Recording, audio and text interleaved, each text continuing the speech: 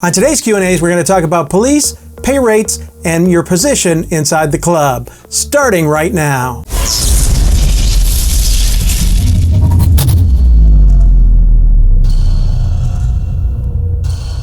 Hello everybody, this is Perry from BouncerTipsTV.com. I'm a nightlife security professional, as well as director of security at a large Phoenix nightclub. Here at Bouncer Tips, we talk about tips, tricks, and we talk about the tools that we use here in the nightlife security industry. If this is the type of content that you're interested in, please consider hitting that subscribe button. Also make sure you hit that little notification bell so you get updates of future content. I do enjoy interacting with the people that subscribe to my channel, so if you do hit that subscribe button, make sure you leave me a note down in the comment section letting me know that you subscribed. Or if you have some questions for future Friday's Q&As, please leave those down in the comment section as well, and I'll be happy to answer those next time. Without further ado, let's get started on this week's Friday's Q&As. So this first question comes from Carlos Hidalgo, and he writes, "Hi Perry, I like your Q&A videos, and I have a couple of questions." Thank you. The first question is when somebody comes in for an interview and they ask about pay, do I get to make that decision of what they're paid, or is that from the ownership itself? I'll answer that question first. The ownership has kind of set parameters of what I'm allowed to go up to as far as a wage goes for the security professionals that work in my establishment. I'm able to do a starting wage.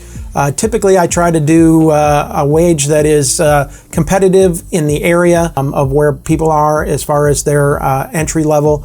Now, as somebody who has experience, if you've been a front door guy and been IDing for years, there's opportunities for you to come in at a higher rate than that typical starting rate. But I try to start most of my employees that come on board with me at one consistent rate across the board, and then they get merit raises depending on their experience and their time with the company. So it really depends. Each year we also do a cost of living raise.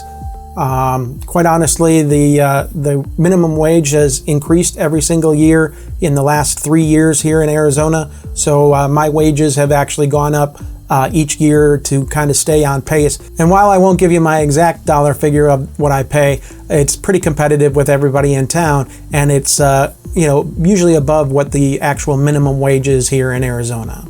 Which leads me into is basically the second part of his question, which is how do we change the pay rates across the board in this industry?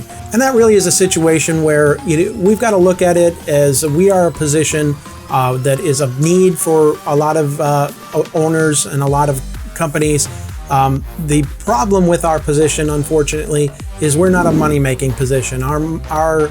Our benefit or our value comes in the money that is saved by not having losses at the establishment.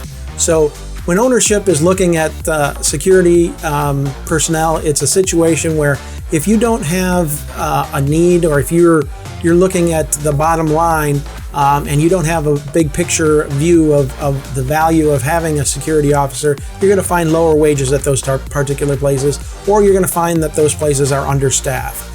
A lot of times there are requirements in like the area that I work, like Scottsdale, for example. You have to have enough bouncers for the number of people that are in your club. For example, the required law here in Scottsdale is that you have to have one bouncer for every 50 guests that come into the club.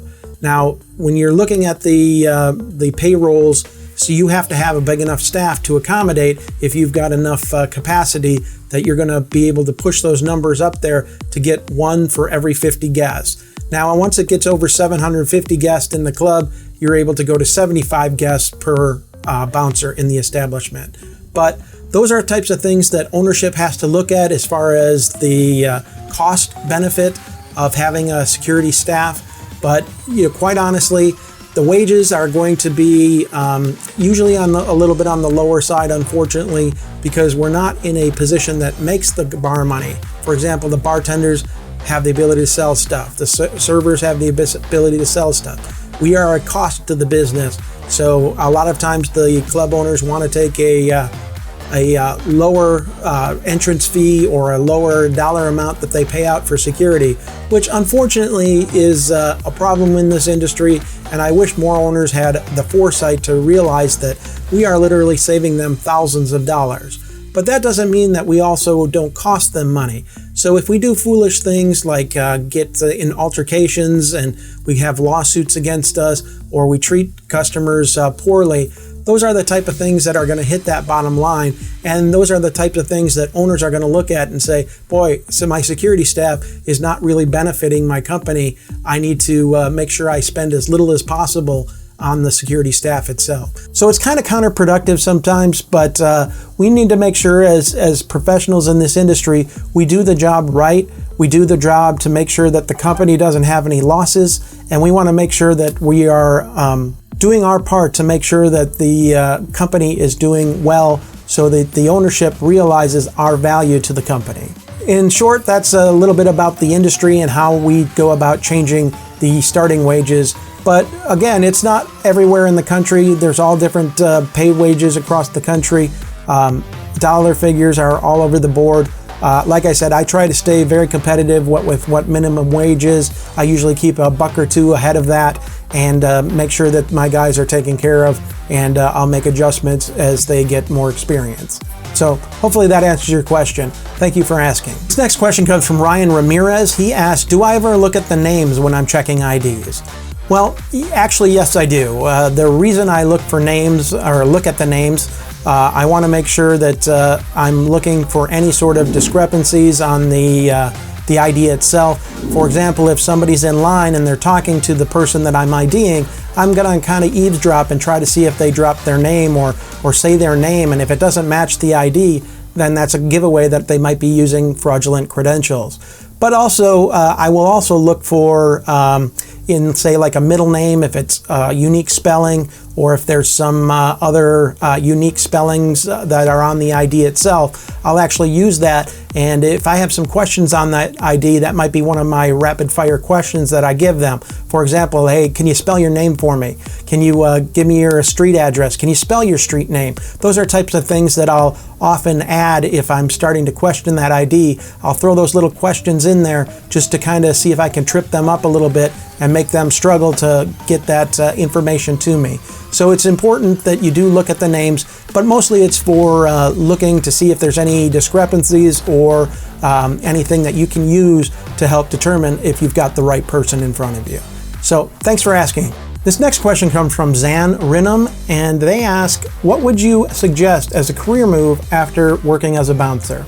Well, my career move was to try to move up inside the industry. I've actually been in a lot of different positions inside nightclubs. I've actually been an AGM. I've had opportunities to become GMs, and I've decided to stay in the security field. I think there's opportunities outside of the nightclub world. A lot of my guys have gone on to become police or law enforcement officers.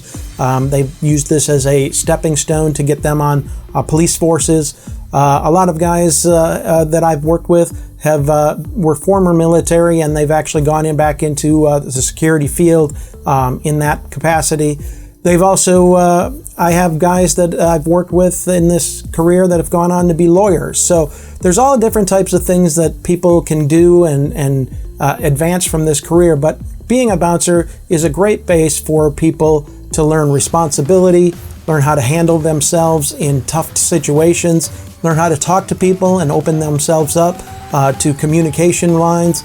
It's a very important job to build yourself and build your self-worth. So do I think, is there a definite career that you can focus on after you get done being a bouncer? Not really. You can pretty much do anything after you've been a bouncer. Being a bouncer will open you up to a lot of opportunities. You learn a lot of skills that can be helpful in a lot of different trades. So I don't think there is one career move that I would say is the best path to go down.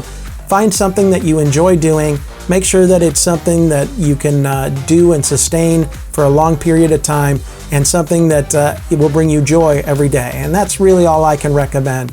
And that's really all that most jobs should be. You should enjoy going to work. I really do enjoy being a director of security. I really enjoy working with the people that I work with. The employees that I have in my club are like a family to me.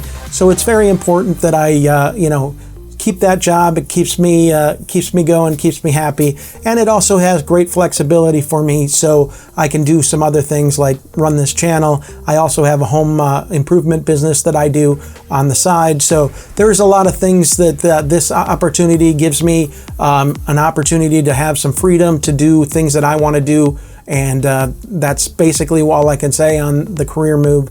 But thanks for asking your question. This next question comes from Connor Adelsberger, and he asks, do we have undercover police officers at our club? The answer to that question, at my particular club, we do not have any undercover police officers that I'm aware of. Now that doesn't mean that they DEA doesn't send in drug enforcement, or the local police department doesn't send in people to scout out nightclubs. I have no information on that, and my club isn't privy to that information if they are sending those people in. But my club does have a good relationship with the Phoenix Police Department, and we actually have uniformed police officers on Fridays and Saturday nights that are inside of our complex. So if we do have an emergency or a situation where we have an unruly customer, they're literally just a phone call away inside the complex, and they can be here in a matter of minutes. So it is a situation that we do have a good working relationship with the police that are here. If we do need them, they're right there for us. But as far as undercover police goes, that's not information that I have privilege to, but I do know there have been situations in my past where there have been sting operations looking for drugs, also looking for prostitution rings, things like that inside of the clubs that I've been told have been going on. And basically what has happened is I've been given a heads up that sometimes undercover police officers do try to go in their club and try to initiate contact with people that may be either selling drugs or soliciting prostitution. Those are the types of things that have happened in the past. However, they're also the Maricopa County, which is the county that we're located in. They have minors that they try to send into establishments to see if we'll serve them or not. So those are called scouts. We do have those in our area. The Arizona Liquor Board also has scouts that they use. We also have a private company that we actually pay to send what we call scouts in to check our staff periodically to make sure that we're doing a good job at IDing, making sure our bartenders are taking care of business. That's why when we had that bust that I made this video about right here, was so rare at our company. We really do a good job of trying to make sure that we're on top of our IDing game and make sure that people don't get in that aren't supposed to be served. So thanks for that question. I appreciate you sending it in, and let's move on to the next one. And this question comes from Alan Duffy. He asked, do I train every day, and how long do I train, and what do I do? Well, as far as training goes, I'm not exactly sure what you're asking, whether you're talking about training with my staff or if you're talking about me personally doing physical training.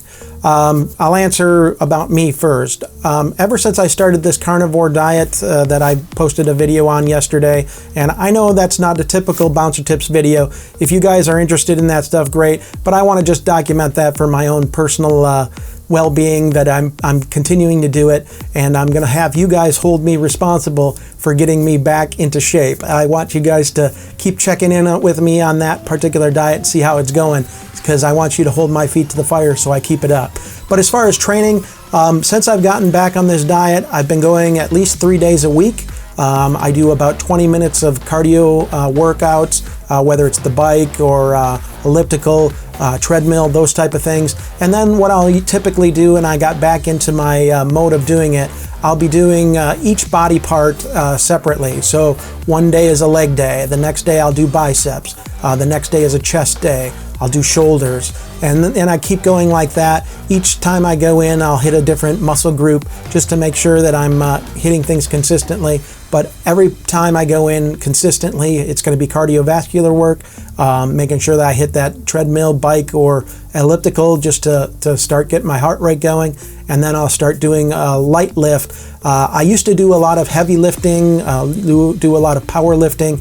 I've tried to cut that out as I've gotten older. My joints just don't want to put up with that kind of strain. So I've kind of really gone more reps and less weight, and that's how I go about training. Now, training with my employees, we'll do that randomly every night. We'll do little tips or tricks and things like that. I'll talk with my guys about things that are going on.